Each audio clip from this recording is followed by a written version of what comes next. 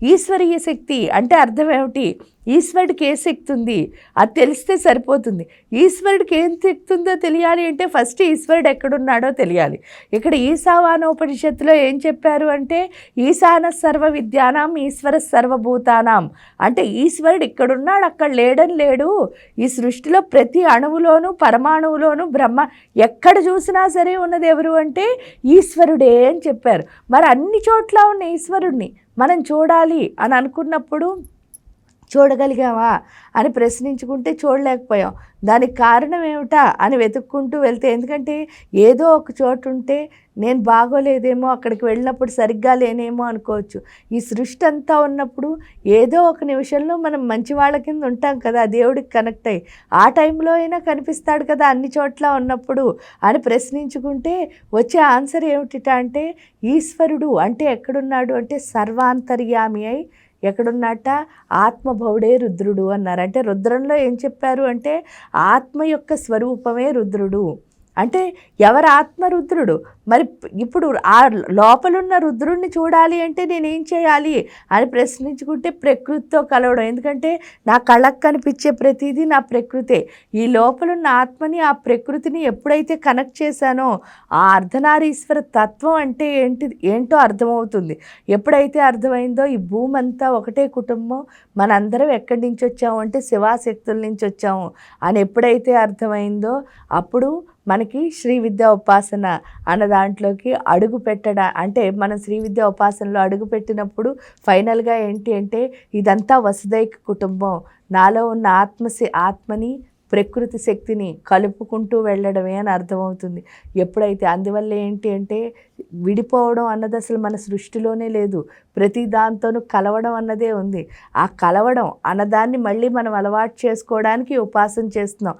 లేకపోతే మనం ఎప్పటి నుంచి ఉపాసకులం అంటే మనం పుట్టడమే. అంటే హిందూ ధర్మంలో పుట్టామంటే శ్రీ విద్యా ఉపాసకుల కిందే లెక్క. అది ఎలా చెప్తారండి అంటారు.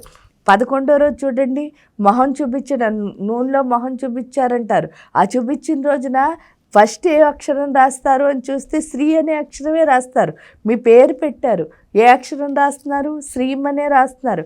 ఏదో పండగ చేసుకుంటున్నాం ఇంట్లో, శ్రీమనే రాస్తున్నాం. ఇంట్లో ఏమైనా పెళ్ళిళ్ళు పేరెంటాలు చేస్తున్నాం, శ్రీమనే రాస్తున్నాం. అంతేకాకుండా ఇక్కడ కులం మతం కూడా ఎందుకు లేదని అంటున్నానంటే ఎవరైనా ఒక మగ ఆయన ఏదో మంచి పని చేశారనుకోండి, వాళ్ళని సన్మానించడానికని చెప్పేసి స్టేజ్ ఎక్కించి పొగడ్డం మొదలు పెడతారు. పొగడ్డం మొదలుపెట్టిన ప్రతిసారి చూడండి వాళ్ళ పేరు ముందు శ్రీ అనే చెప్తారండి. ఇంకా ఆడావిడ చేశారనుకో శ్రీమతి గారు లేకపోతే శ్రీ గారు, ఏదైనా కూడా ఏంటి మనం మంచి పని అంటే గౌరవార్థంగానూ శ్రీనే వాడుతున్నాం, ఫంక్షన్స్కి శ్రీనే వాడుతున్నాం. మళ్ళీ శుభం జరిగినప్పుడు పండగలకి ఏదైనా సరే మన జీవితంలో ఒక మంచి అన్నది చేసినప్పుడు శ్రీ అనే మొదలు పెడుతున్నాం. అంటే అర్థం ఏమిటి అంటే శ్రీ విద్యా ఉపాసన అన్నది మనం ఈ భూమి మీదకి వచ్చినప్పటి నుంచి మనతో పాటు వస్తూనే ఉంది. మరి ఇప్పుడు కొత్తగా ఎందుకండి చేయడం అంటే యాదేవి సర్వభూతేషు స్మృతి రూపేణ సంస్థిత, మన దగ్గర శ్రీ విద్యా ఉపాసన ఉంది అని మనం తెలుసుకోవడానికి చేస్తున్నాం అనమాట. అంటే మనకి ఇప్పటివరకు అజ్ఞానంలో ఉండి తెలుసుకోలేకపోయిన మనం జ్ఞానంలోకి వచ్చి తెలుసుకోవడానికే ఈ పూజా ప్రక్రియ ద్వారా ఆ తల్లిని తండ్రిని అంటే ఆ శివశక్తుల్ని తెలుసుకుని తద్వారా మోక్షము అన్న దాని వైపు మనం నడుస్తున్నాం. ఇది శ్రీ విద్యా ఉపాసన అంటే అమ్మ.